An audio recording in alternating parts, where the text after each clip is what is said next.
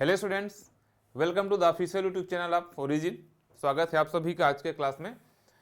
और आज हम पढ़ेंगे क्लास 12 फिजिक्स का हमारा जो टॉपिक है dual nature of radiation and matter, chapter number 11। ये बहुत इंपॉर्टेंट टॉपिक है और यहाँ से हमारा मॉडर्न फिजिक्स एक्चुअल में स्टार्ट होता है। तो देखिए, ये जो चैप्टर है कंप्लीटली कॉन्सेप्ट पर बेस्ड है। मॉडर्न फिजिक्स ऐसे भी कॉन्सेप्ट पर ज़्यादा डिपेंड होता है, न्यूमेरिकल्स और बाकी चीज़ तो कम होते हैं इसमें। तो आपको बहुत ध्यान से हर चीज़ को समझना है, क्योंकि इस चैप्टर के बाद जब हम एटम, न्यूक्लियाई और सेमीकंडक्टर्स के टॉपिक पढ़ेंगे तो सब एक दूसरे को कोरिलेट करता है। तो यहाँ से आपका मॉडर्न फिजिक्स स्टार्ट होता है, जिसमें हम अल्बर्ट आइंस्टाइन के फोटो इलेक्ट्रिक इफेक्ट को पढ़ेंगे। और 1905 के बाद का जो फिजिक्स है इसलिए मॉडर्न फिजिक्स कहा जाता है, फोटो इलेक्ट्रिक इफेक्ट के कारण। आगे मैं इसको एक्सप्लेन करूँगा। चलिए, तो सबसे पहले हम देखें इलेक्ट्रॉन वोल्ट का डेफिनेशन। देखो, इस चैप्टर का एक इंपॉर्टेंट प्रॉपर्टी ये है कि इसमें आपको 1 लाइन 2 लाइन का जो डेफिनेशन भी पढ़ाया जाएगा वो सब भी बहुत ज़्यादा इंपॉर्टेंट है। एग्जाम में कई बार, बोर्ड एग्जाम में कई बार इलेक्ट्रॉन वोल्ट का डेफिनेशन पूछा जा चुका है।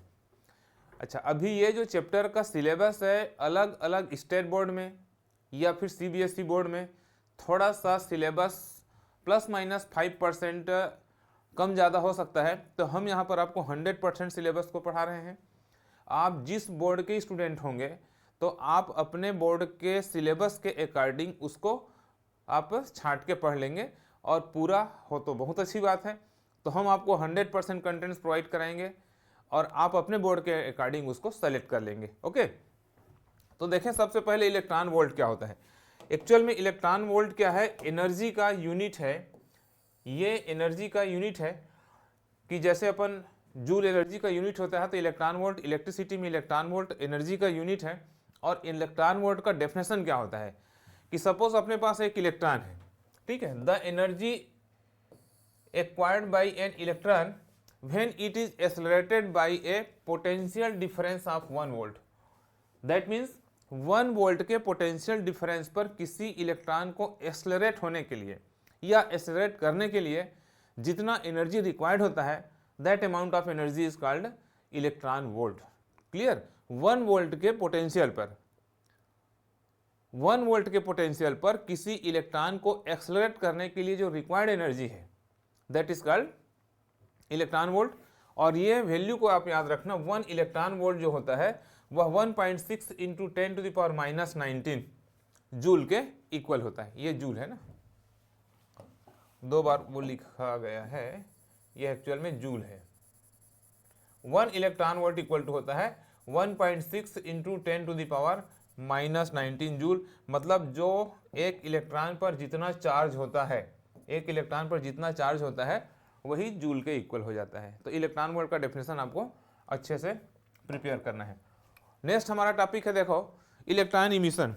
इस चैप्टर का जो सबसे इंपॉर्टेंट टॉपिक है इलेक्ट्रॉन इमिशन ही है। इलेक्ट्रॉन इमिशन का मतलब क्या होता है? ये देखा गया, ये पाया गया कि कुछ मेटल ऐसे होते हैं जिनके सरफेस पर जब हम कोई एक्सटर्नल एनर्जी अप्लाई करते हैं, हम बाहर से कोई एनर्जी अप्लाई करते हैं, तो उस मेटल के सरफेस से इलेक्ट्रॉन बाहर निकलने लगते हैं, इलेक्ट्रॉन इजेक्ट होने लगते हैं, बाहर निकलने लगते हैं। इस इवेंट को, इस फेनामेना को हम क्या कहते हैं? इलेक्ट्रॉन इमिशन कहते हैं। दैट मीन्स प्रॉपर डेफिनेशन हम क्या लिख सकते हैं? The phenomena of ejection of electrons, the phenomena of ejection of electron from the metallic surface is called electron emission. ये थियोरेटिकल चैप्टर है, तो मैंने प्रॉपर डेफिनेशन भी टू द पॉइंट लिख दिया है। तो आप तो चाहे यहाँ पर आप स्क्रीनशॉट ले सकते हैं, या सबसे बेस्ट है आपके लिए कि हमारा एप्लीकेशन में हमारा नोट्स अवेलेबल है, वहाँ से आप नोट्स लेके कंसल्ट कर सकते हैं। हर चीज़ हमने अपने नोट्स में, हैंड रिटन नोट्स हैं, टॉपर स्टूडेंट्स के नोट्स हैं, वो आप वहाँ से कंसल्ट कर सकते हैं। तो इलेक्ट्रॉन वोल्ट का डेफिनेशन आपको, सॉरी, इलेक्ट्रॉन इमिशन का डेफिनेशन समझ में आ गया।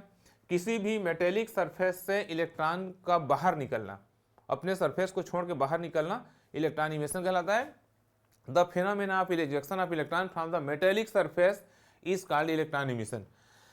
अब यहाँ पर देखो, चूंकि हम इलेक्ट्रॉन को बाहर निकालते हैं, तो इलेक्ट्रॉन इमिशन के लिए हमको किसका जरूरत पड़ता है? एनर्जी का। इलेक्ट्रॉन इमिशन के लिए हमको एक्सटर्नल एनर्जी का जरूरत पड़ता है। इलेक्ट्रॉन इमिशन तभी होगा जब हम सरफेस को कोई एनर्जी देंगे। तो हमारे पास एनर्जी के बहुत सारे रिसोर्स हैं, ठीक है, we have many types of energy. तो जब हमारे पास बहुत तरह के अलग अलग इलेक्ट्रॉन हैं, एनर्जी है, तो जब हम एनर्जी देंगे तो जिस एनर्जी को देने से इलेक्ट्रॉन इमिशन होता है वो सबके अलग अलग टाइप होते हैं। तो उस टाइप्स को हम यहाँ पर स्टडी करते हैं कि इलेक्ट्रॉन इमिशन के क्या टाइप होते हैं। पहला थर्मियोनिक इमिशन। नाम से क्लियर है कि थर्मियोनिक इमिशन में क्या करते हैं हम, हीट एनर्जी। जब मेटेलिक सरफेस को हीट एनर्जी दिया जाता है, मतलब मेटेलिक सरफेस को गर्म किया जाता है, तो उससे इलेक्ट्रॉन निकलना स्टार्ट हो जाता है। इसको हम थर्मियोनिक इमिशन बोलते हैं। मतलब ये इस तरह की बात होती है। देखो यहाँ पर थोड़ा सा मैं सिंबॉलिक आपको बता देता हूँ। सपोज ये कोई मेटल का सरफेस है और इस मेटल के सरफेस को हमने क्या किया, हीट दिया। सपोज इसको हमने हीट दिया, इस तरह से हम इसको गर्म करने लगे। तो जब हम इसको हीट प्रोवाइड करेंगे, इसके सरफेस को हम हीट देंगे, गर्म करेंगे, तो क्या होता है, इसके सरफेस से ये जो इलेक्ट्रॉन है, इसके सरफेस से ये जो इलेक्ट्रॉन है, ये इलेक्ट्रॉन बाहर निकलने लगते हैं। इसके सरफेस से इलेक्ट्रॉन बाहर निकलने लगते हैं गर्म करने पर। इस तरह से इस इमिशन को हम क्या बोलेंगे, थर्मियोनिक इमिशन कहेंगे, ठीक है। मतलब हीट देने से इलेक्ट्रॉन निकलना, इलेक्ट्रॉन इजेक्ट होना थर्मियोनिक इमिशन कहलाता है। Now second is photo electric emission. इसी को हमको पूरे चैप्टर में पढ़ना है आगे। Photo electric emission. फोटो मतलब होता है क्या, लाइट, ठीक है। फोटो मतलब होता है लाइट होता है। मतलब यदि हम मेटल के सरफेस को लाइट एनर्जी दें, ठीक है, इसमें जो एनर्जी हम देते हैं वो क्या है, लाइट एनर्जी है।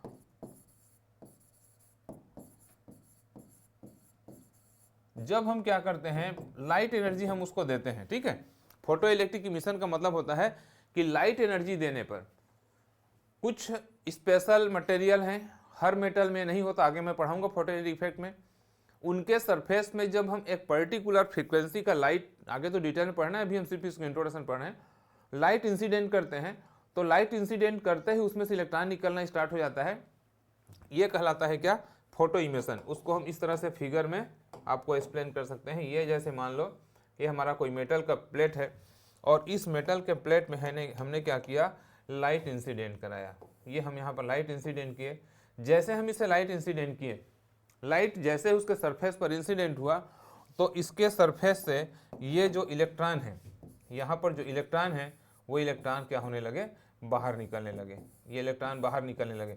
तो लाइट इंसिडेंट करने पर इलेक्ट्रॉन का इजेक्ट होना क्या कहलाता है, फोटो इलेक्ट्रिक इमिशन कहलाता है। ओके, तो फोटो इलेक्ट्रिक इमिशन में लाइट क्या होता है, एनर्जी हमारा लाइट एनर्जी होता है, और लाइट एनर्जी इंसिडेंट करने पर उसमें से इलेक्ट्रॉन निकलना स्टार्ट हो जाता है। फिर हम देखते हैं फील्ड इमिशन।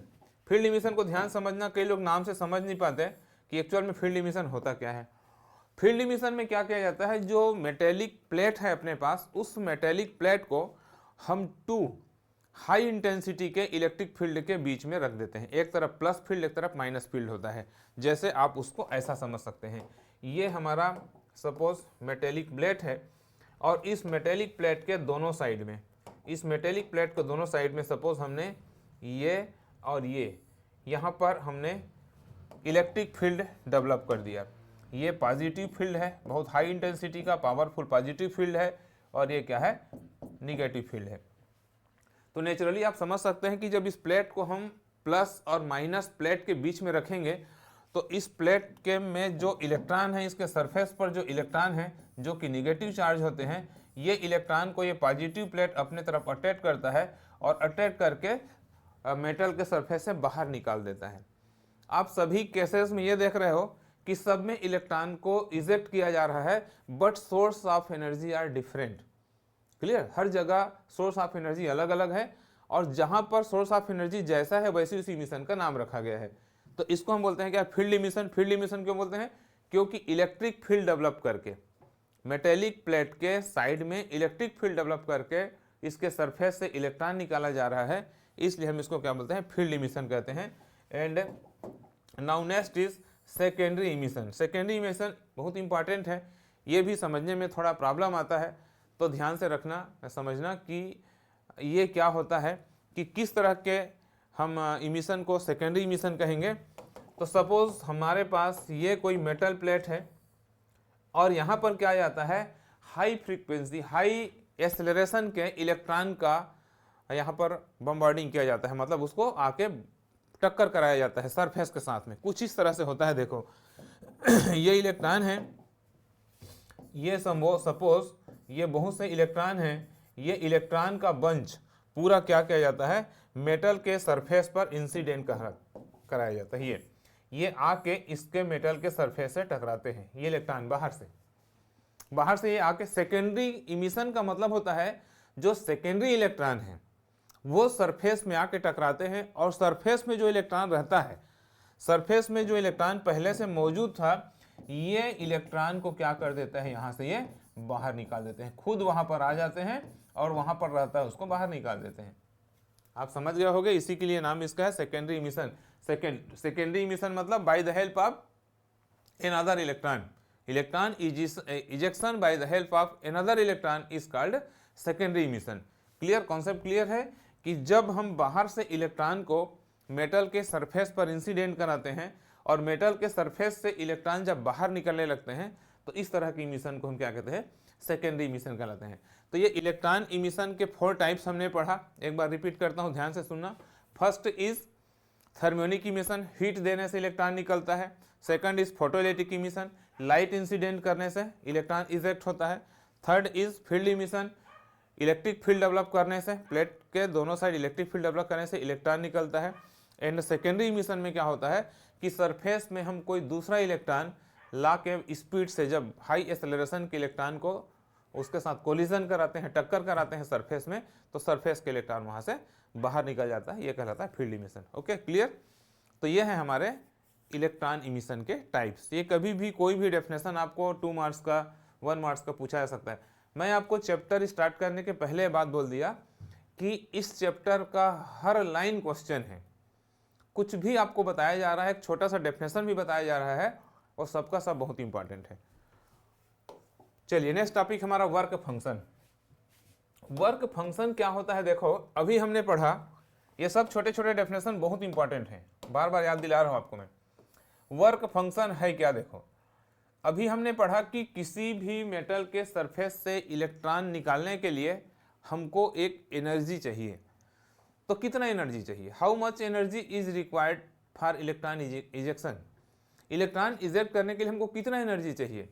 तो मैक्सिमम का तो कोई भी लिमिट हो सकता है, मिनिमम कितना एनर्जी चाहिए, उससे यदि हम कम एनर्जी दें तो उससे इलेक्ट्रॉन इजेक्शन पॉसिबल नहीं हो पाएगा। तो work function is a minimum amount of energy which is required to electron emission, मतलब मेटल के सरफेस से इलेक्ट्रॉन निकालने के लिए जितना मिनिमम एनर्जी का हमको जरूरत पड़ता है, दैट इज वर्क फंक्शन। तो यहाँ पर हम डेफिनेशन में क्या कह सकते हैं, देखो डेफिनेशन में the minimum amount of energy, यहाँ मिनिमम वर्ड यूज करना बहुत जरूरी है। देखो सभी डेफिनेशन मैंने टू दी पॉइंट लिख दिया है, आप यहाँ से उसको नोट्स बना सकते हो, उसके बाद आपको कोई बुक कुछ पढ़ने की जरूरत नहीं है, सब चीज मैंने आपको प्रोवाइड करा दिया है। The minimum amount of energy required to eject out an electron just out of the surface without giving any velocity to it. ये ध्यान रखना कि वर्क फंक्शन जो होता है वह मिनिमम अमाउंट ऑफ एनर्जी है जो सिर्फ इलेक्ट्रॉन को वहां से निकालता है, इलेक्ट्रॉन निकाल के उसको आगे मूव करने के लिए कोई एनर्जी नहीं देता वो, इसीलिए मतलब minimum amount of energy. Work function is minimum amount of energy and represented by phi, इसको हम फाई से रिप्रेजेंट करते हैं। ठीक है, ये ध्यान रखना कि हम यहाँ जो वर्क फंक्शन होता है उसको फाई से रिप्रेजेंट करते हैं। ओके, क्लियर यहां तक, ठीक। चलिए अब हम आगे देखें photo electric effect.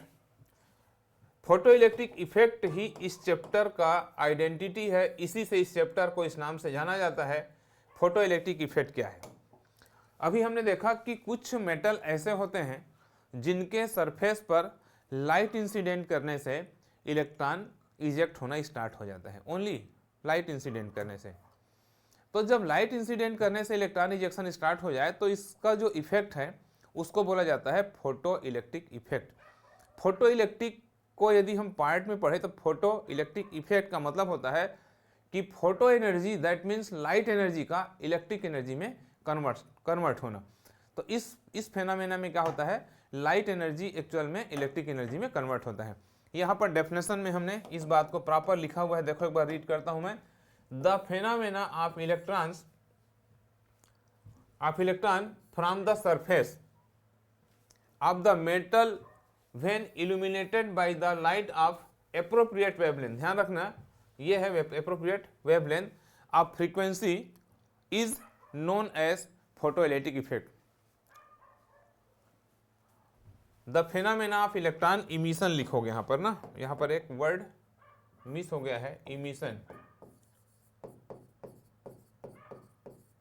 The phenomena of electron emission from the surface of the metal when illuminated by the light of appropriate wavelength of frequency is known as photoelectric effect. ये photoelectric effect कहलाता है। ये होता कैसे है ये मैं आपको एक फिगर से समझाता हूं। देखो ये सपोज एक सेल है और इसमें हम बना देते हैं कैथोड एनोड। ये सपोज एनोड प्लेट है। ये फेनामेना को ध्यान से समझना।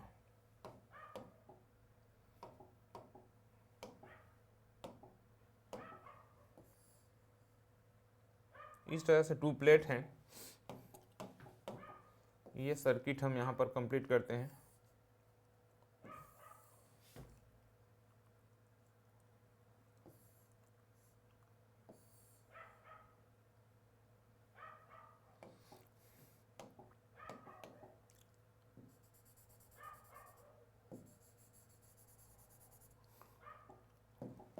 सपोज यहाँ पर हमने बैटरी लगा दिया, ये निगेटिव है पॉजिटिव, ध्यान रखना इसको निगेटिव रखा गया है, इसको कैथोड के फॉर्म में बनाया गया है, इसको एनोड के फॉर्म में बनाया गया है, इसको पॉजिटिव रखा गया है। और यहाँ पर क्या किया है हमने, एक सपोज यहाँ पर हमने एक कोई बल्ब लगा दिया, सपोज ये कोई बल्ब है, या अमीटर वोल्ट मीटर भी लगा सकते हैं। बल्ब भी क्या करेगा, एलईडी बल्ब लगा दिए तो एलईडी बल्ब जब ग्लो होगा जलेगा तो पता चल जाएगा करंट फ्लो हो रहा है। या बल्ब नहीं लगाता है तो अमीटर लगा दो, करंट बताएगा, वोल्ट मीटर लगा दो, पोटेंशियल बताएगा। मतलब करंट के प्रेजेंस को बताने के लिए वहां पर कुछ भी लगा सकते हैं, ठीक है। अब इसमें होता क्या है, देखो ये जो सी है मेटल का प्लेट है, इसमें जब हम लाइट इंसिडेंट करते हैं, ये जो मेटेलिक प्लेट है सी, इस पर जैसे ही हम ये लाइट इंसिडेंट करते हैं तो लाइट इंसिडेंट करने पर होता क्या है, अभी मैंने आपको बताया है कि सरफेस से, इसके सरफेस से इलेक्ट्रॉन निकलना स्टार्ट हो जाता है। ये जो मेटल का प्लेट है वहां से इलेक्ट्रॉन निकलना स्टार्ट हो जाता है और ये जो इलेक्ट्रॉन है फ्लो होने लगते हैं किधर, एनोड की तरफ, एनोड की तरफ फ्लो होने लगते हैं। और इस तरह से कैथोड और एनोड के बीच में इलेक्ट्रॉन का फ्लो स्टार्ट हो जाता है, सर्किट कंप्लीट हो जाता है।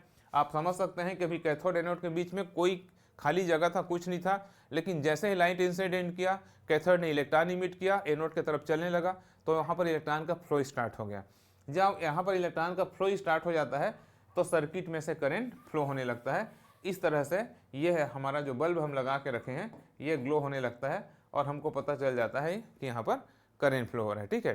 तो ये कहलाता है क्या, फोटो इलेक्ट्रिक इफेक्ट। ये फोटो इलेक्ट्रिक इफेक्ट कहलाता है। और इसको लेनार्ड नामक साइंटिस्ट ने इस पर एक्सपेरिमेंट किया। बेसिकली इसको अल्बर्ट आइंस्टाइन ने 1905 में दिया। इसका थोड़ा सा स्टोरी मैं आपको बता दूं कि 1905 में एक्चुअल में अल्बर्ट आइंस्टाइन जर्मन के रहने वाले थे, जर्मनी के थे, और सेकंड वर्ल्ड वॉर के टाइम में ऐसा सिचुएशन बना कि उनको अपना कंट्री छोड़ के यूएसए में शरण लेना पड़ा, वहाँ रिफ्यूजी रहे वो। और यूएसए में उन्होंने बहुत सारा रिसर्च की, बहुत लंबी स्टोरी है, अब इस क्लास में उतना लंबा नहीं बताया जा सकता, थोड़ा शार्ट में बता दूं। तो वहाँ पर फिर वो स्ट्रगल कर रहे थे, रिसर्च वगैरह करते थे, सेल्फ अपने से करते थे। 1905 में एक कॉन्सेप्ट उन्होंने दिया, बहुत दिनों तक तो इसको किसी को पता नहीं चला, लेकिन फिजिका नामक मैगजीन में जब पब्लिश हुआ 1905 में, तो पहले तो जर्मन लैंग्वेज में हुआ तो कोई समझा नहीं, बाद में उनके दोस्त के हेल्प से वो इंग्लिश में ट्रांसलेट किया गया। तो उस समय वर्ल्ड के सबसे टॉप फिजिक्स के साइंटिस्ट थे जिनका नाम मैक्स प्लांक था। तो मैक्स प्लांक ने वो लिटरेचर को पढ़ा और उन्होंने फिर आइंस्टाइन को खोजा कि ये भाई कौन आदमी है। मैं तो समझता था कि फिजिक्स में सब चीज़ हो चुका है, अब इसमें कुछ नया इन्वेंशन एक्सपेरिमेंट करने को नहीं बचा है। लेकिन फोटो इलेक्ट्रिक इफेक्ट को पढ़ने के बाद तो मुझे लग रहा है कि फिजिक्स अभी जस्ट बॉर्न कंडीशन में है, पैदा होने के कंडीशन में है। और इसीलिए इस इफेक्ट के बाद 1905 में उन्होंने दिया था, हालांकि इनको नोबेल प्राइज़ इसके 10-12 साल बाद मिला, लेकिन 1905 में इन्होंने फोटो इफेक्ट दिया और फिजिक्स का पूरा डायरेक्शन चेंज हो गया। पूरा फिजिक्स का डायरेक्शन चेंज हो गया। इसीलिए 1905 को birth year of the modern physics कहा जाता है। And physics is divided into two part, before 1905 is called classical physics and after 1905 is called modern physics. 1905 के पहले के फिजिक्स को क्लासिकल फिजिक्स कहा जाता है और 1905 के बाद के फिजिक्स को मॉडर्न फिजिक्स किया जाता है। And 1905 is the birth year of modern physics and Albert Einstein is known as father of modern physics. Albert Einstein को फादर ऑफ मॉडर्न फिजिक्स कहा जाता है। ओके, तो ये बात ध्यान में रखना। तो एक तरह से इसने पूरे फिजिक्स का डायरेक्शन ही चेंज कर दिया, इसलिए है फोटोइलेक्ट्रिक इफेक्ट का फिजिक्स में बहुत ज़्यादा इंपॉर्टेंट रोल है। और ऐसे भी मॉडर्न फिजिक्स में आप मेरा वीडियो देख पा रहे हो, आप मेरा साउंड सुन पा रहे हो, कहीं भी सेंसर को आप काम करते हुए देख रहे हो, सब के सब का बेस फोटोइलेक्ट्रिक इफेक्ट है। ये वीडियो भी जो आप देख रहे हो ना, वो फोटोइलेक्ट्रिक इफेक्ट के कारण हो पा रहा है। इसको हायर क्लास में आप बहुत एडवांस में पढ़ोगे, अभी भी हम कुछ डीप इस पर स्टडी करेंगे। तो यहाँ तक मेरे ख्याल से आपको क्लियर हो गया होगा कि फोटोइलेक्ट्रिक इफेक्ट क्या होता है। ठीक है, अब यहाँ पर देखो थ्रेशोल्ड फ्रीक्वेंसी क्या है। हाँ, यहाँ पर एक बात नोट करके ध्यान रखना फोटोइलेक्ट्रिक इफेक्ट में, जो मैंने स्टार्टिंग में बताया कि इसमें जो लाइट एनर्जी है, कई बार मल्टीपल चॉइस में इसको पूछा जाता है, लाइट एनर्जी कन्वर्ट होता है किसमें? इलेक्ट्रिकल एनर्जी में। इलेक्ट्रिकल एनर्जी में चेंज होता है। कभी एग्जाम में पूछ देता है कई बार कि फोटोइलेक्ट्रिक इफेक्ट में कौन सा एनर्जी किस एनर्जी में कन्वर्ट होता है। तो ये इस फेनामेना में क्या होता है, हम देते हैं लाइट एनर्जी है और हमको मिलता इलेक्ट्रिकल एनर्जी है। तो conversion of light energy into electric energy is photoelectric effect. Okay, now next is threshold frequency. ये डेफिनेशन आपको जानना बहुत जरूरी है, क्योंकि आर कट ऑफ फ्रीक्वेंसी भी कहते हैं। ये भी आपका 2 मार्क्स का एग्जाम में पूछा जा सकता है। What is threshold frequency or known as cut off frequency. तो अभी हमने देखा, अभी हमने एक डेफिनेशन पढ़ा वर्क फंक्शन का। वर्क फंक्शन का डेफिनेशन क्या था कि work function is the minimum amount of energy which is required to electron emission. वह मिनिमम एनर्जी है जो इलेक्ट्रॉन इमिशन के लिए जरूरी होता है। तो उसी तरह से थ्रेशोल्ड फ्रीक्वेंसी क्या है? Threshold frequency is the minimum amount of frequency of light, क्योंकि ये फोटोइलेक्ट्रिक इफेक्ट में होता है। तो अभी हमने यहाँ पर देखा कि जब हम इसमें लाइट इंसिडेंट कर रहे हैं, तो लाइट इंसिडेंट करने से क्या हो रहा है? इलेक्ट्रॉन इजेक्ट हो रहा है। तो यहाँ पर हमारे दिमाग में क्वेश्चन आ जाए, भाई कि कौन कैसा लाइट? क्या कोई भी लाइट इंसिडेंट करें और फोटोइलेक्ट्रिक इफेक्ट स्टार्ट हो जाएगा? तो नहीं, ऐसा नहीं है। उस लाइट का एक मिनिमम फ्रीक्वेंसी होना जरूरी है। यदि हम उससे कम फ्रीक्वेंसी का लाइट इंसिडेंट करेंगे तो मेटल अपने सरफेस से इलेक्ट्रॉन इजेक्ट नहीं करेगा। तो उस मिनिमम अमाउंट ऑफ फ्रीक्वेंसी को, ठीक है, हम थ्रेशोल्ड फ्रीक्वेंसी कहते हैं। That means threshold frequency is the minimum frequency which is required to electron emission. हमने प्रॉपर डेफिनेशन में लिख दिया है, यहाँ पर देखो। इसलिए मैं इस चैप्टर में पूरे नोट्स ही आपको प्रोवाइड करा दे रहा हूँ, सब चीज़ लिखा हुआ हूँ। थियोरेटिकल पार्ट है और वो आपको टू द पॉइंट आंसर लिखने के लिए जरूरी है। The minimum frequency of incident light which can eject photoelectrons from the material might be the intensity is known as threshold frequency or of cut-off frequency and represented by nu naught। इसको हम new not से represent करते हैं। New not से इसको represent किया जाता है, ध्यान में रखना, ठीक है। तो थ्रेशोल्ड फ्रीक्वेंसी का ये सिंबल है। सभी सिंबल को ध्यान रखना, क्योंकि यहाँ पर ये चीज़ फिक्स है कि कौन सा फिजिकल क्वांटिटी को हम किस सिंबल से रिप्रेजेंट करेंगे, किसी को किसी से भी नहीं कर देंगे। तो थ्रेशोल्ड फ्रीक्वेंसी जो होता है उसको हम न्यू नॉट से रिप्रेजेंट करते हैं। Okay, now next stopping potential.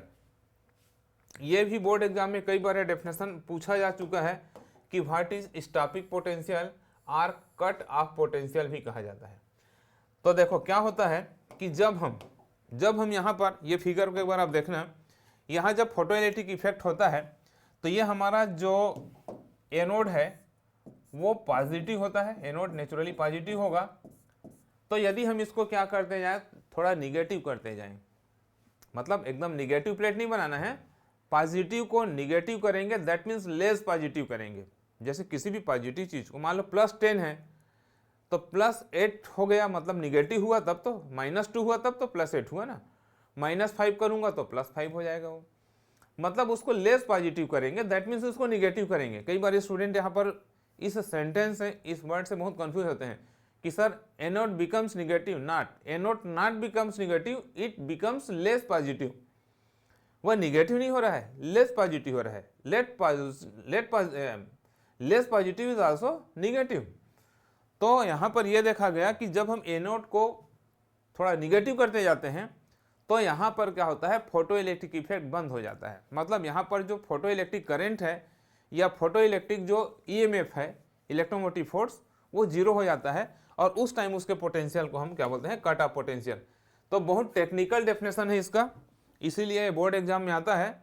और जो स्टूडेंट नहीं समझा है वो रट्टा मार के इसको नहीं लिख पाता, मेरे को मालूम है, भूल जाते हैं, क्योंकि फिजिक्स में चीज़ें आपको सीधे सीधे याद नहीं हो सकती। आपको खुद इस बात का एक्सपीरियंस होगा कि जब चीज़ों को आप रट लेते हो तो वो याद नहीं रहता ज़्यादा दिन तक।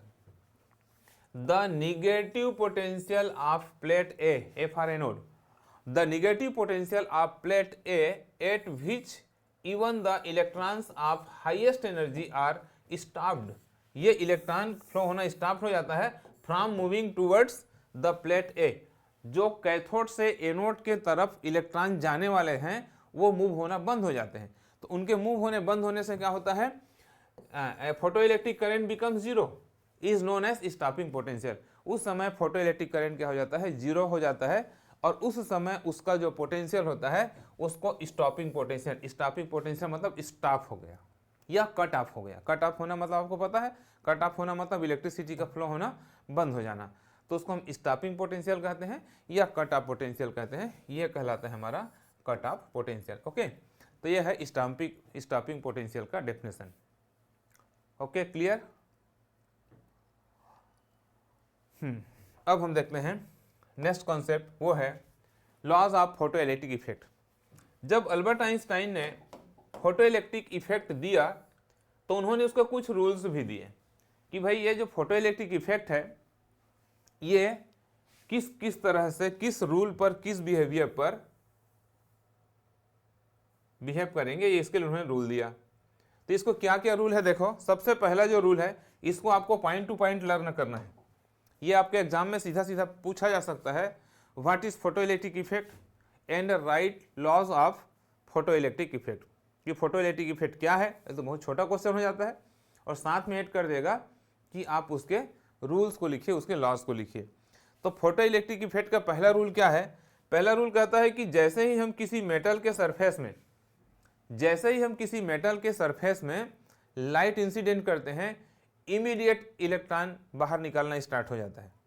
जैसे ही, ऐसा नहीं कि हम उसमें लाइट इंसिडेंट किए और लाइट क्या है थोड़ा देर बाद, इलेक्ट्रॉन जो है थोड़ा देर बाद उसमें से निकलना स्टार्ट होगा, ऐसा नहीं है। जैसे ही लाइट इंसिडेंट करते हैं वैसे ही उसमें से इलेक्ट्रॉन निकलना स्टार्ट हो जाता है। मतलब पहला रूल क्या कहता है, there is no time lag, there is no time lag between the incidence of radiation and the emission of photo electrons. ये टाइम इंटरवल है 10⁻⁻8 सेकंड। सोचो 10⁻⁻8 सेकंड से भी कम टाइम में इलेक्ट्रॉन निकलना शुरू हो जाता है। That means there is no time lag. Light incident हुआ, इलेक्ट्रॉन निकलना शुरू। ये बहुत इंपॉर्टेंट पॉइंट है। इसी के बेस पर हाइगन के वेव थ्योरी को फेलियर डिक्लेयर किया गया। कई बार एग्जाम में पूछा जाता है, एक्सप्लेन फेलियर ऑफ द हाइगन wave theory by the help of photo electric effect. तो थोड़ा उसको एक्सप्लेन कर देता हूं, ध्यान से सुनना। ऐसा क्वेश्चन आ जाए तो क्या लिखोगे आप कि अल्बर्ट आइंस्टाइन ने अपने फोटो इलेक्ट्रिक के लॉ में बोला था कि जैसे ही लाइट इंसिडेंट होता है इलेक्ट्रॉन निकलना शुरू हो जाता है। यदि हम लाइट को वेव के फॉर्म में मान लें तो कोई भी वेव वाला जो चीज़ होता है वो पहले क्या करता है, पूरे बहुत बड़े एरिया में वेव ट्रांसफर करता है, मतलब उसको पूरा ऑक्सीलेट करता है, फिर वहाँ से निकलना स्टार्ट होता है। मतलब यदि लाइट वेव के फॉर्म में होता तो लाइट से जो इलेक्ट्रॉन इजेक्शन है उसमें कुछ टाइम लगता, लेकिन प्रैक्टिकली देखा गया there is no time lag. तो इससे ये पता चलता है कि लाइट स्ट्रेट लाइन में होता है, नॉट वेव फॉर्म में। तो ये एक इम्पॉर्टेंट पॉइंट है जो हाइगन के वेव थ्योरी को फेलियर करता है, उसको फेलियर डिक्लेयर करता है फोटो इलेक्ट्रिक इफेक्ट का first law. Now second is second rule क्या कहता है, the total number of photo electrons, मतलब उसमें से जो फोटो इलेक्ट्रॉन निकलेगा कहाँ से, मेटल के प्लेट से, वो डिपेंड करता है पर second, depends upon intensity of light. ये बहुत इंपॉर्टेंट पॉइंट है, ध्यान रखना। यह इंटेंसिटी ऑफ लाइट के क्या होता है, डायरेक्टली प्रोपोर्शनल होता है।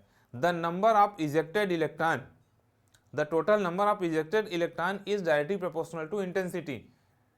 दैट मीन्स क्या हुआ, लाइट का इंटेंसिटी जितना ज़्यादा होगा, आप हाई इंटेंसिटी का लाइट इंसिडेंट करोगे तो बहुत ज़्यादा अमाउंट में इलेक्ट्रॉन वहाँ से निकलेगा। लो इंटेंसिटी का लाइट यदि आप इंसिडेंट करोगे तो इलेक्ट्रॉन मिनिमम वहाँ से निकलेगा। ठीक है, तो ये सेकंड नंबर पॉइंट क्या कहता है, the total number of photo electron emitted per second is depends upon intensity of the incident radiation but independent of the frequency of light.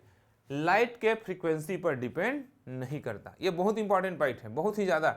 ये मल्टीपल चॉइस में कई बार पूछा गया है कि नंबर ऑफ इलेक्ट्रॉन किस पर डिपेंड करता है, तो number of ejected electron depends upon intensity, doesn't depend upon frequency of light. And third point is just opposite, the velocity of the photo electron is, जो इलेक्ट्रॉन निकलेगा, जो photo electron निकलेगा उसका जो वेलोसिटी है वो डिपेंड करता है किस पर, फ्रीक्वेंसी पर। ठीक उल्टा है, and doesn't depend upon intensity. तो नंबर ऑफ इलेक्ट्रॉन डिपेंड करता है इंटेंसिटी पर, फ्रीक्वेंसी पर डिपेंड नहीं करता। और जो इलेक्ट्रॉन वहां से इजेक्ट होता है वो उसका जो वेलोसिटी है कि कितनी स्पीड से वो आगे जाएगा वो डिपेंड करता है उसके फ्रीक्वेंसी पर, उसके इंटेंसिटी पर डिपेंड नहीं करता। ये पॉइंट आया है v equal to nu lambda से, v equal to nu into lambda. ये जो वेलोसिटी है, यहाँ आपको पता है formula v equal to nu lambda, ये वेलोसिटी है और ये क्या है, फ्रीक्वेंसी है। तो वेलोसिटी फ्रीक्वेंसी पर डिपेंड करता है, वेलोसिटी जो है फ्रीक्वेंसी पर डिपेंड करता है। इससे आप याद रख सकते हो, यदि आपको कहीं कंफ्यूजन हो तो v equal to nu lambda से आप उसको समझ सकते हो। क्लियर, ये कहलाता है laws of photo electric effect. हाँ अच्छा, फोर्थ पॉइंट तो थ्रेशोल्ड फ्रीक्वेंसी का डेफिनेशन है। For each emitting metal there is a certain frequency called threshold frequency. अभी हमने इसके पहले अलग से थ्रेशोल्ड फ्रीक्वेंसी का आपको डेफिनेशन एक्सप्लेन किया, इसके ठीक पहले हमने आपको अलग से थ्रेशोल्ड फ्रीक्वेंसी का डेफिनेशन एक्सप्लेन किया। तो थ्रेशोल्ड फ्रीक्वेंसी एक्चुअल में मिनिमम अमाउंट ऑफ फ्रीक्वेंसी है जो इलेक्ट्रॉन इंजेक्शन के लिए जरूरी होता है। ये फोर्थ नंबर का पॉइंट है laws of photo electric effect का। आप चाहो तो इस पॉइंट्स के आप स्क्रीनशॉट ले सकते हो। ठीक है, ये सभी पॉइंट्स का आप स्क्रीनशॉट ले लो तो आपको स्टडी करने में, नोट्स बनाने में हेल्प मिलेगा।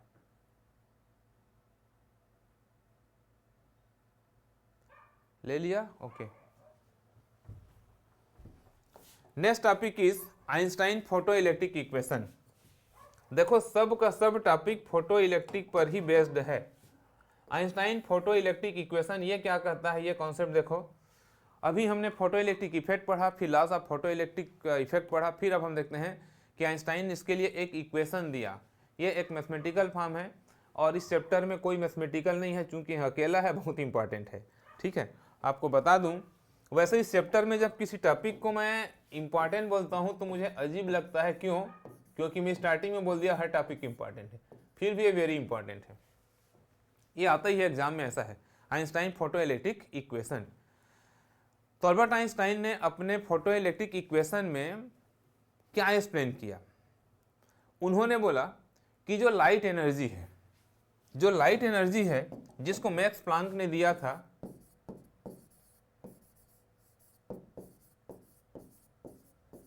लाइट का जो एनर्जी होता है वह होता है E equal to h into nu according to Max Planck. तो लाइट में energy E equal to h nu होता है। ये लाइट एनर्जी को, यहाँ पर E क्या है, लाइट की एनर्जी है, H प्लांक कांस्टेंट है और न्यू क्या है, उसकी फ्रीक्वेंसी है। जब इस लाइट एनर्जी को हम किसी मेटल के सरफेस पर इंसिडेंट करते हैं तो वो किस तरह से कंज्यूम होता है, मतलब वो किस फॉर्म में कन्वर्ट होता है, जो आइंस्टाइन ने बताया। तो ये जो लाइट एनर्जी है, वो जो एनर्जी है जिसमें वो कंज्यूम होता है, वो कौन कौन सा है? वो होता है वर्क फंक्शन, वर्क फंक्शन मैंने आपको बताया फाई, वर्क फंक्शन में कंज्यूम होता है, और सेकंड पार्ट किस में होता है, kinetic energy, but work function phi and kinetic energy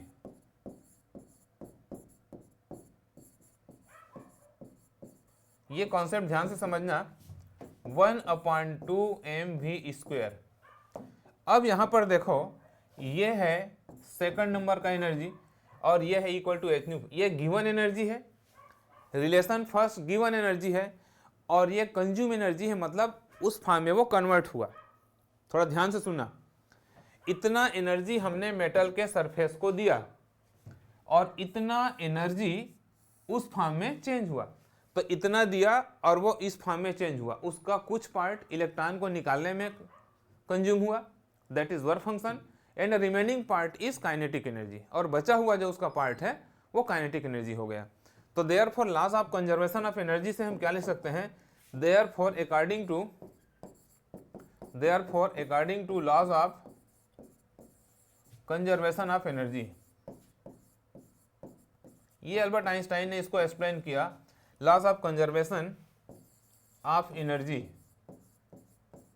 की जो गिवन एनर्जी है दैट मीन्स एच न्यू वह इक्वल हो जाएगा 5 + 1/2mv² के। This is relation number 3। ये लाइन क्लियर आपको, इतना एनर्जी हमने दिया और वो इस फॉर्म में चेंज हुआ, तो H new equal to 5 + 1/2mv² हो जाएगा। बट अभी हमने पढ़ा है in the condition of threshold frequency, but in the case of threshold frequency,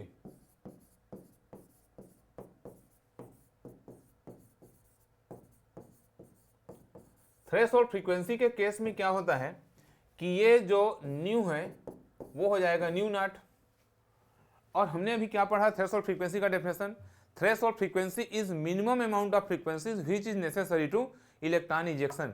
मतलब ध्यान से सुनना मेरी बात, हमने जो लाइट मेटल के सरफेस पर इंसिडेंट किया उस लाइट का जो फ्रीक्वेंसी है थ्रेशोल्ड फ्रीक्वेंसी के इक्वल था, दैट मीन्स इलेक्ट्रॉन को निकालने के लिए जितना फ्रीक्वेंसी चाहिए उतना ही था।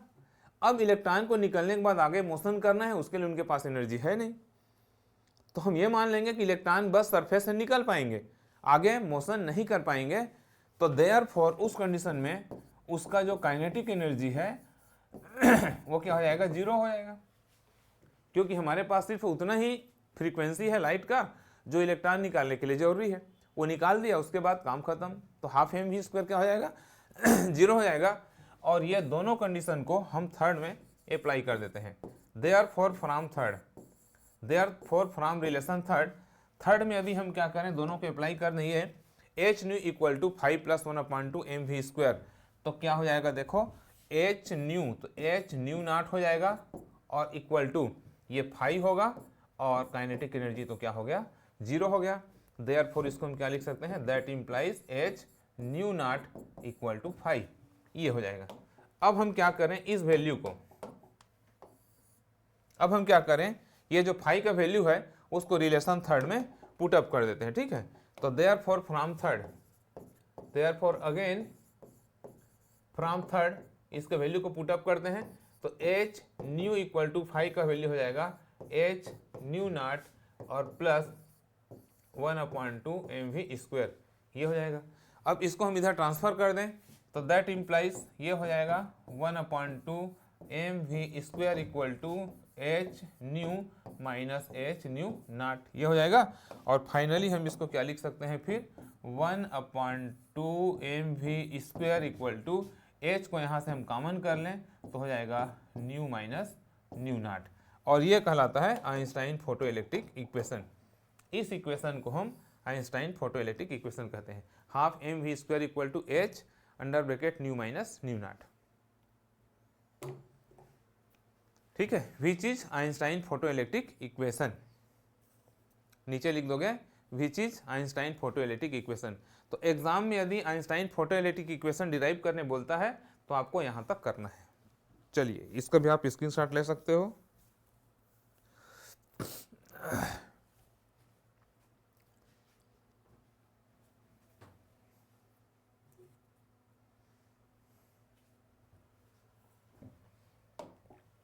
Now next question, de Broglie waves are matter waves.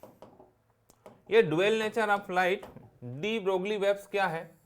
देखो, डी ब्रोगली नामक साइंटिस्ट ने क्या बताया, इन्होंने बोला कि भाई जो डुअल नेचर है लाइट का, जो नेचर है, हम मानते हैं कि लाइट स्ट्रेट लाइन में भी ट्रेवल करता है और हम मानते हैं कि लाइट वेव फॉर्म में भी ट्रेवल करता है अकॉर्डिंग टू हाइगन। तो इन्होंने उसका डुअल नेचर दिया, बोला कि लाइट के कुछ पार्ट जो मैटर्स के फॉर्म में, मैटर फोटॉन पार्टिकल्स के फॉर्म में होते हैं, स्ट्रेट लाइन में ट्रेवल करते हैं, और कुछ वेव्स के फॉर्म में। तो दोनों थ्योरी को उन्होंने कंबाइन करके जो कॉन्सेप्ट दिया वो कहलाता है डी ब्रोगली वेव्स। तो इन्होंने लाइट और मैटर के एनर्जी का इन्होंने कॉम्बिनेशन किया according to Planck light energy, according to Planck light energy.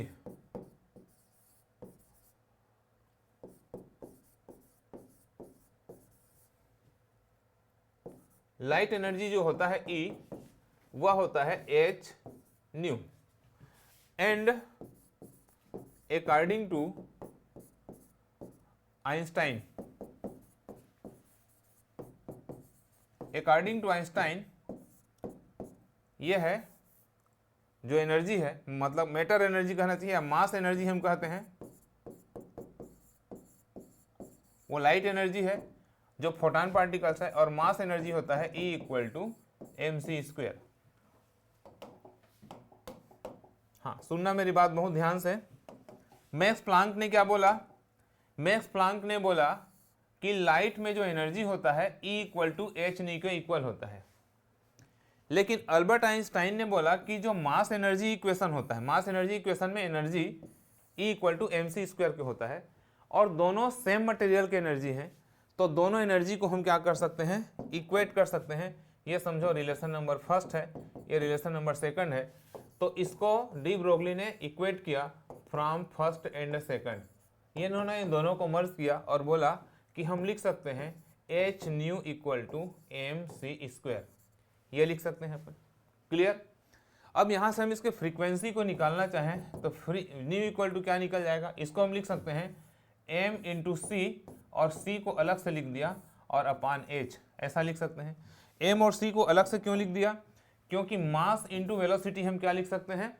Mass into velocity को मोमेंटम लिख सकते हैं, और c यहाँ पर क्या है? वेलोसिटी ऑफ द लाइट है। तो नेक्स्ट इसका इक्वेशन है, उसको हम लिख सकते हैं frequency nu equal to p into c upon h। यह भी एक इम्पॉर्टेंट रिलेशन है जो डी ब्रोगली ने दिया, ये फ्रीक्वेंसी के लिए इक्वेशन दिया। ये भी क्या है? वेव फ्रीक्वेंसी के लिए दिया हुआ फार्मूला है। आगे हम इसको थोड़ा सा और सॉल्व करें, तो अभी मैंने आपको एक फार्मूला बताया था, since v equal to nu lambda, since v equal to nu into lambda. यहाँ पर लाइट की वेलोसिटी को हम c ले रहे हैं, तो c इक्वल टू हो जाएगा new into lambda. That implies, यहाँ से यदि हम लेमडा लिखना चाहें तो लेमडा इक्वल टू क्या हो जाएगा? c अपान न्यू। और ये जो न्यू का वैल्यू हम यहाँ पर निकाले हैं, न्यू का वैल्यू pc अपान h, इसको यहाँ पर पुटअप कर देते हैं pc अपान h। तो दैट इम्प्लाइज ये हो जाएगा lambda equal to c upon pc upon h, ये और c से यहाँ कैंसल आउट होगा, और therefore wavelength of electron, wavelength of electron, ये जो लेमडा होगा वो c से कैंसल आउट होगा, तो h ऊपर चला जाएगा, तो हो जाएगा h, ये h ऊपर चला गया, ठीक है, और h अपान p। तो lambda equal to h upon p, ये उन्होंने रिलेशन दिया, या h अपान mc भी कह सकते हो, pmc होता है तो ऐसा भी लिख सकते हो, r lambda equal to h upon mc, ये कहलाता है इसका वेवलेंथ। ये वेवलेंथ का फार्मूला है, इसको हम बोलते हैं डी ब्रोगली इक्वेशन। ओके, तो अल्बर्ट आइंस्टाइन का फोटोइलेक्ट्रिक इफेक्ट, फोटोइलेक्ट्रिक इक्वेशन, और ये दोनों टॉपिक बहुत ज़्यादा इंपॉर्टेंट है। अब यहाँ पर एक स्पेशल नोट मैं आपको बता रहा हूँ, देखो ध्यान से समझना। डी ब्रोगली ने क्या किया? वेवलेंथ ऑफ इलेक्ट्रॉन,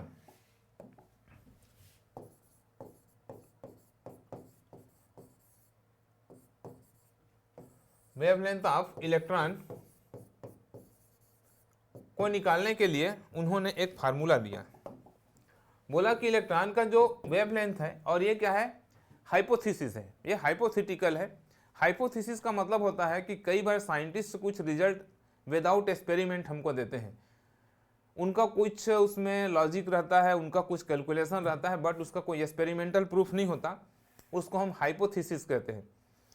तो वेवलेंथ ऑफ इलेक्ट्रॉन के लिए इन्होंने हाइपोथेसिस इन्होंने दिया, वो दिया कि इसका जो होता है value 12.27 upon under root of V होता है। ये कहाँ से आया, इसको डी ब्रोगली के सिवाय कोई नहीं जानता, हाइपोथेसिस है। तो बोला कि इलेक्ट्रॉन का वेवलेंथ इतना होता है, और मजे की बात है बाद में उन्होंने इसको सिंप्लीफाई भी किया और बोला कि इसका जो वेलोसिटी है, इसका जो वेलोसिटी है इलेक्ट्रॉन का, वो होता है बोला 54। तो 12.27 अपान अंडर रूट ऑफ 54, ये उन्होंने बोला। और इसको यदि हम सॉल्व करें, इसको पूरा सॉल्व करें, हम डायरेक्ट वैल्यू याद करके रखेंगे, तो लैम्डा इक्वल टू 1.66 एंगस्ट्रॉम के आसपास आता है, ये लगभग आता है। और उन्होंने डिक्लेयर कर दिया कि इलेक्ट्रॉन का वेवलेंथ इतना होता है 1.66 into 10 to the power angstrom, या 10 टू द -10 भी कह सकते हैं मीटर में लिखना चाहें तो ये चीज उन्होंने बताया। क्लियर, 1.66 एंगस्ट्रॉम के आसपास होता है, ये डी ब्रोगली ने बताया।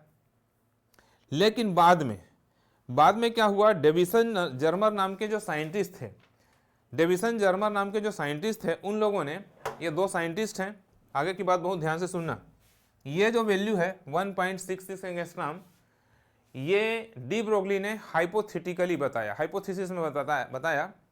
बाद में इस चीज़ को जब स्टडी किया डेविसन और जर्मर नाम के साइंटिस्ट ने, तो उन्होंने क्या किया, इसको रीचेक किया bye the help of experiment. इसको हम डेविसन जर्मर एक्सपेरिमेंट कहते हैं। और एक चीज़ आप ध्यान में रखना, डेविसन जर्मर का एक्सपेरिमेंट कुछ बोर्ड में है, कुछ में नहीं है, मुझे मालूम है, लेकिन फिर भी मैं पढ़ा रहा हूँ। जो बोर्ड में है उनके लिए, जिनके बोर्ड में नहीं है वो चाहे तो उसको स्किप कर सकते हैं और अपने नॉलेज के लिए पढ़ भी सकते हैं, ठीक है। चलिए, तो नेक्स्ट टॉपिक, इसका आप स्क्रीनशॉट लेना है तो ले लो। अगला टॉपिक हम पढ़ेंगे डेविसन जर्मर का एक्सपेरिमेंट। बहुत बड़ा एक्सपेरिमेंट है, लेकिन जिनके सिलेबस में है उनके लिए बहुत ज़्यादा इंपॉर्टेंट है, ध्यान रखना। Davisson Germer experiment. Davisson Germer ने क्या किया, इन्होंने एक प्रैक्टिकल, एक डिमॉन्स्ट्रेशन, एक अरेंजमेंट बनाया और उस अरेंजमेंट के बेस पर एक्सप्लेन किया। तो मैं सबसे पहले इसका फिगर ड्रा कर रहा हूं, आप लोग मेरे साथ में बनाओ तो अच्छा है, ठीक है। तो ये फिगर को थोड़ा ध्यान देना, उसके बाद फिर हम इसको एक्सप्लेन करेंगे।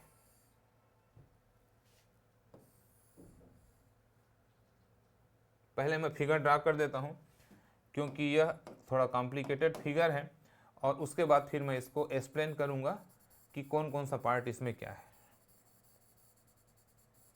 पहले तो मैं सिर्फ बना लूं, फिर एक्सप्लेन करूंगा।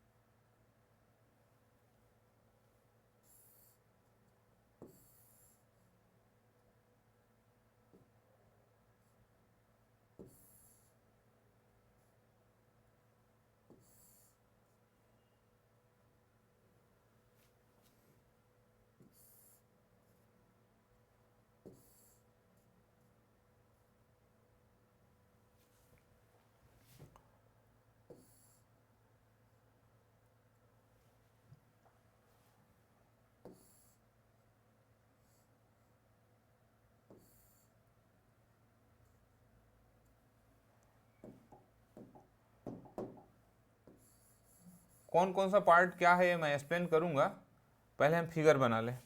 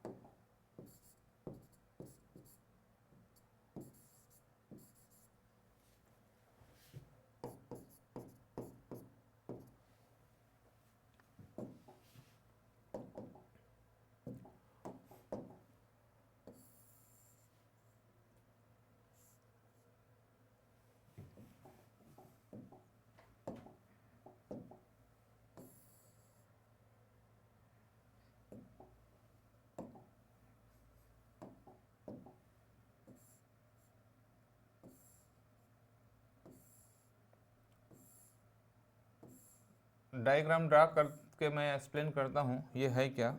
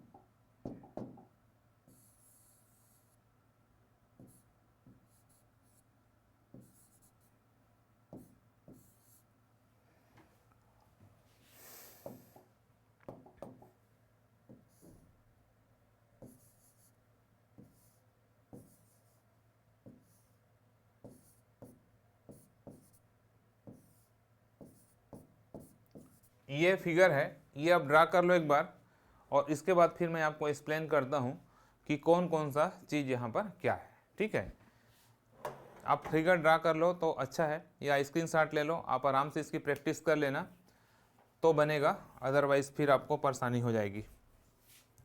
अब यहाँ पर डेविसन जर्मर एक्सपेरिमेंट में है कौन कौन सा चीज़ क्या है, ध्यान से सुनो। यहाँ पर आप देख रहे हो ये जो C लिखा है ये कैथोड चेंबर है, A लिखा है वह एनोड चेंबर है। देखो कैथोड चेंबर इस बैटरी हाई टेंशन HT मतलब हाई टेंशन बैटरी उसके निगेटिव टर्मिनल से कनेक्टेड है, और एनोड चेंबर इसके पॉजिटिव टर्मिनल से कनेक्टेड है। वहाँ एरो इसलिए लगाया गया है, परमानेंट उसको कनेक्ट नहीं किया गया है। उसका रीजन क्या है कि ज़रूरत के हिसाब से हम उसके पोटेंशियल को कम ज़्यादा कर सकते हैं। ठीक है, इसके बाद यहाँ पर आप देख रहे हो F एक फिलामेंट है, इसमें बेरियम ऑक्साइड का कोटिंग हुआ रहता है टंगस्टन पर, और ये फिर लो टेंशन बैटरी से कनेक्टेड है, ये लो टेंशन बैटरी है, और ये रियास्टेट से कनेक्टेड है ताकि हम करंट को कम ज़्यादा कर सकें। ये इस पोर्शन का एक्सप्लेनेशन है। अब यहाँ पर देखो ये जो वाइट कलर का लाइन देख रहे हैं वो इलेक्ट्रॉन बीम है। जैसे हम इसमें करंट सप्लाई करते हैं तो यहाँ से ये जो इलेक्ट्रॉन है वह निकल के ये जो आप होल देख रहे हो वहाँ से निकलते हैं, और एन जो आप देख रहे हैं वो निकिल का क्रिस्टल है। निकिल क्रिस्टल है मतलब निकिल का बना हुआ क्रिस्टल है, निकिल एलिमेंट से बना है वो, और उस क्रिस्टल को क्यूबिकल कटिंग किया गया है। क्यूबिकल कटिंग किया गया है मतलब जैसे अपन कटिंग करते हैं किसी भी ऑब्जेक्ट को, जैसे डायमंड को कटिंग किया जाता है वैसे इसको क्यूबिकल शेप में कटिंग, क्यूब आपने देखा होगा, बच्चे जानते हैं, क्रिस्टल वगैरह आपने देखा होगा, वैसे उसको कटिंग किया गया है। तो निकल क्रिस्टल है। अब ये जो लाइट इंसिडेंट इलेक्ट्रॉन इंसिडेंट होता है वहाँ इस पॉइंट पर इस इंसिडेंट होने के बाद वो स्कैटरिंग मतलब वो चारों तरफ बिखरता है, कोई भी चीज़ कहीं टकराता है तो फिर चारों तरफ फैलता है। तो इस प्रकार से ये फैलते हुए इधर अपने सरफेस से थीटा एंगल, और ये भी अपने सरफेस से थीटा एंगल बना के जा रहा है। ये इंसिडेंट है, ये रिफ्लेक्टेड है। तो टोटल एंगल यदि 5 है तो इंसिडेंट एंगल रिफ्लेक्टेड एंगल के इक्वल होता है। तो टोटल 5 है तो हाफ पार्ट 5/t ऊपर होगा, 5/2 नीचे होगा। और ये जो रिफ्लेक्टेड बीम है वो आ जाता है डिटेक्टर में, D फॉर डिटेक्टर। डिटेक्टर का काम क्या है, डिटेक्ट करना कि कितना अमाउंट ऑफ इलेक्ट्रॉन वहाँ से मिल रहा है। अब यहाँ पर देख रहा हो एक रीडिंग है जिसको हम प्रोटेक्टर है, इसके हेल्प से हम अपन कितने डिग्री पर हमारा डिटेक्टर को हमने मूव किया है, 20 डिग्री, 30 डिग्री, 40 डिग्री, ये हम कैलकुलेट कर सकते हैं। ठीक है, तो ये डिटेक्टर है। और यहाँ पर एक गैल्वानोमीटर लगा हुआ है। ये गैल्वानोमीटर बताता है कि कितना अमाउंट ऑफ करंट या पोटेंशियल वहाँ से फ्लो हो रहा है। तो ये इसका एक्सप्लेनेशन है। अब इसके बाद इसमें एक्सपेरिमेंट उन्होंने किया कैसे, इसको ऑन किया, इलेक्ट्रॉन यहाँ पर बम्बार्डिंग हुआ, वहाँ पर निकल क्रिस्टल से टकराया और फैला, डिटेक्टर में आया। मेन एक्सपेरिमेंट डिटेक्टर का है। तो डिटेक्टर को जब ऐसे मूव किया गया तो जब डिटेक्टर में लगे गैल्वानोमीटर का डिफ्लेक्शन मैक्सिमम था उस टाइम में डिटेक्टर को रोक दिया गया। और यहाँ पर फिर क्या है, ये थीटा एंगल को कैलकुलेट किया गया कि भाई ये थीटा एंगल का वैल्यू हो कितना रहा है। तो जितने बार भी इन्होंने एक्सपेरिमेंट किया तो थीटा का जो वैल्यू है उन्होंने 50 डिग्री पाया। मतलब 50 डिग्री के लिए जो गैल्वानोमीटर का डिफ्लेक्शन था वो मैक्सिमम था। जब डिटेक्टर का गैल्वानोमीटर मैक्सिमम डिफ्लेक्ट हो रहा था तो थीटा ऑलवेज 50 डिग्री था। तो इस थीटा को लेके फिर क्या किया गया, कैलकुलेट किया गया आगे। ठीक है, इस प्रकार से इसका वैल्यू को हम सॉरी ये थीटा नहीं फाई का वैल्यू होगा, फाई होगा ये, फाई का वैल्यू 50 डिग्री। थीटा तो हम कैलकुलेट करेंगे, अभी थीटा यदि हम कैलकुलेट करेंगे तो यहां पर हम करते हैं कैलकुलेशन ऑफ थीटा। सबसे पहले कैलकुलेशन ऑफ थीटा। तो थीटा के कैलकुलेशन के लिए हमको क्या करना है, यहां पर जो फिगर मैंने यहां पर बताया है निकल क्रिस्टल का, उस फिगर को हमको थोड़ा सा और अलग से मैग्नीफाइंग फॉर्म में कहना चाहिए, उसको हमको दिखाना पड़ेगा। तो उस फिगर को मैं एक बार और वहां पर हाईलाइट कर रहा हूं। ये थीटा वाला, ये हमारा निकल क्रिस्टल है, बड़ा सा फिगर बना रहा हूं अलग से मैं उसको, क्योंकि यही मैं समझा दूं तो कंजस्टेड हो जाएगा। और ये इसमें जो क्रिस्टल कटिंग के लिए लाइंस हैं वो क्रिस्टल कटिंग के लाइंस हैं। इसमें हम किसी एक सरफेस को ले लेते हैं और वहाँ पर हम इंसिडेंट करते हैं लाइट। सपोज यहाँ पर मैं एक नॉर्मल ड्रा कर दिया, ये यहाँ पर नॉर्मल ड्रा किया गया, आपको दिख रहा है ये 90 डिग्री है। अब यहाँ पर हमने एक रे इंसिडेंट किया इस प्रकार से, ऐसा इंसिडेंट किया तो यहाँ से क्या होगा, ऐसा रिफ्लेक्ट हो जाएगा। ये फिगर को ध्यान से समझना, उसको मैं अलग से बता रहा हूँ। तो ये जो इंसिडेंट हुआ है और ये ब्लू कलर का नॉर्मल है, ये रिफ्लेक्ट हुआ है, तो ऊपर वाला जो एंगल है वह है 5/2, नीचे वाला भी कितना होगा 5/2 होगा, और ये जो एंगल है ये थीटा होगा। एंगल ऑफ स्कैटरिंग बोला जाता है इसको, ये थीटा होगा। तो अब यहाँ पर देखो, ये जो ब्लू कलर से आप देख रहे हो ये पूरा का पूरा 90 है, क्योंकि हमने यहाँ पर नॉर्मल ड्रा किया है, ये 90 है, और नीचे वाला थीटा है, ऊपर वाला क्या है 5/2 है। तो थीटा का वैल्यू को हम क्या लिख सकते हैं, यहाँ पर फिगर को देखो, यहाँ पर हम थीटा का वैल्यू को लिख सकते हैं 90 - 5/2। 90 - 5/2 हो जाएगा। देखो ये पूरा इतना 90 है और नीचे थीटा ऊपर 5/2 है, तो थीटा को हम लिख सकते हैं टोटल 90 और माइनस 5/2। अब यहाँ से फाई का वैल्यू तो एक्सपेरिमेंट से डेविसन जर्मर ने बताया था, इस वैल्यू को यहाँ पर पुटअप करें तो हो जाएगा 90 - 50/2। 90 - 50/2 मतलब 90 - 25 हो जाएगा, और ये हो जाएगा 65 डिग्री। तो थीटा का वैल्यू उन्होंने अपने एक्सपेरिमेंट में 65 डिग्री पाया। डेविसन जर्मर ने अपने एक्सपेरिमेंट में थीटा का वैल्यू को कितना पाया, 65 डिग्री पाया। ठीक है, इतना आप स्क्रीनशॉट ले लो और फिगर का बनाने का अच्छे से प्रैक्टिस कर लेना। इसके बाद हम देखते हैं कि इलेक्ट्रॉन का वेवलेंथ उन्होंने कैसे कैलकुलेट किया। क्लियर? मैं स्क्रीन से हट गया आपके स्क्रीनशॉट लेने के लिए, इस पोजीशन का आप स्क्रीनशॉट ले लो। ओके, अब देखो उन्होंने जो कैलकुलेशन इसका किया उसमें बताया according to Bragg's law. Bragg नामक साइंटिस्ट का इन्होंने रूल यूज किया, और ब्रेग ने बताया था कि एन लैम्डा इक्वल टू होता है 2d साइन थीटा। ये ब्रेग्स लॉ है, आप लोग केमिस्ट्री वगैरह में भी इसको पढ़ते होंगे, ब्रेग का इक्वेशन, ब्रेग्स लॉ।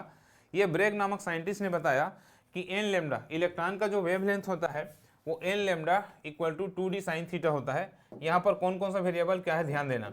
यहाँ पर एन नंबर ऑफ इलेक्ट्रॉन है, लैम्डा उसका वेवलेंथ है, डी क्या है इंटर एटॉमिक सेपरेशन, जो क्रिस्टल हम यूज कर रहे हैं, जैसे यहाँ पर हम निकल क्रिस्टल यूज कर रहे हैं, उसका इंटर एटॉमिक सेपरेशन मतलब दो उसके एटम्स के बीच का डिफरेंस, इंटर एटॉमिक डिस्टेंस या इंटर एटॉमिक सेपरेशन कहलाता है, वो है। और थीटा तो एक्सपेरिमेंट्स उन्होंने फाइंड किया। तो हियर यहाँ पर हम देखें तो किसका वैल्यू क्या होता है, हियर n इक्वल टू 1, क्योंकि हम यहाँ पर एक इलेक्ट्रॉन के वेवलेंथ के बारे में बात कर रहे हैं, और d क्या है इंटर एटॉमिक सेपरेशन है। तो निकल के लिए जो इंटर एटॉमिक सेपरेशन का जो वैल्यू होता है वो याद रखना 0.91 एंगस्ट्रॉम होता है। ये कैलकुलेटेड है, ये साइंटिस्ट लोगों ने क्या किया है एक्सपेरिमेंट करके बताया है।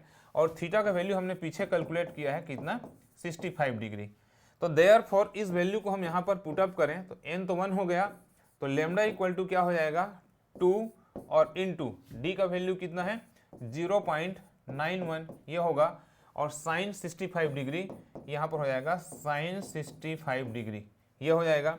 दैट इक्वल, इसको सॉल्व करें तो 2 इंटू 0.91 इंटू साइन 65 डिग्री का वैल्यू आपको याद करके रखना पड़ेगा, ठीक है।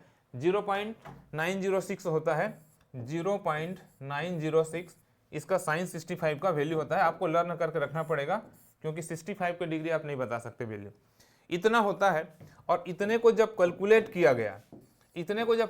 किया गया तो लेमडा का जो वैल्यू आया वह 1.65 एंगस्ट्रॉम के आसपास आया। ये अब यहां पर मजेदार बात क्या है कि डी ब्रोगली ने, देखो इसके पहले हमने पढ़ा था डी ब्रोगली का इलेक्ट्रॉन का हाइपोथेटिकल जो वेवलेंथ है 1.6 एंगस्ट्रॉम था, और डेविसन जर्मर नामक साइंटिस्ट ने जब एक्सपेरिमेंट किया तो उन लोगों ने उसका जो वेवलेंथ पाया 1.65 एंगस्ट्रॉम था। तो यहाँ से ये पता चलता है कि डी ब्रोगली का जो हाइपोथेसिस है वो सही था, क्योंकि दोनों का वैल्यू 99.99% सेम आया है, पूरा आया। देखो 1.66 1.67 में कोई 65 में कोई डिफरेंस नहीं है। तो ये है उसका वेरिफिकेशन कह सकते हैं हम, ठीक है। अभी तो हायर सेकेंडरी लेवल में कई जगह, हाँ कई बोर्ड में ये टॉपिक है, कई जगह नहीं है, बाकी आप देख लेना, उसके हिसाब से आपको पढ़ना है। तो ये है हमारा डेविसन जर्मर का एक्सपेरिमेंट। इस तरह से हमारा dual nature of radiation and matter का जो चैप्टर है वो 100% हमने आपको कंप्लीट कर दिया, 100% A to Z, मतलब कोई भी टॉपिक यहाँ पर आपको मिस नहीं किया गया है। आप जिस भी बोर्ड की स्टूडेंट हैं तो आपको 100% कंटेंट्स यहाँ से मिलेगा, आप अपने बोर्ड के अकॉर्डिंग आप उसको प्रिपेयर कर लीजिए, ठीक है। तो ये चैप्टर हमारे यहाँ कंप्लीट होता है। नेक्स्ट टॉपिक आपको मिलेगा एटम, एक लेक्चर एटम, फिर उसके बाद एक लेक्चर में न्यूक्लियाई, फिर सेमीकंडक्टर, ये हम आपको कंप्लीट कर देंगे। आप प्रीवियस टॉपिक के भी रिवीजन करते रहिए। Okay, thank you so much.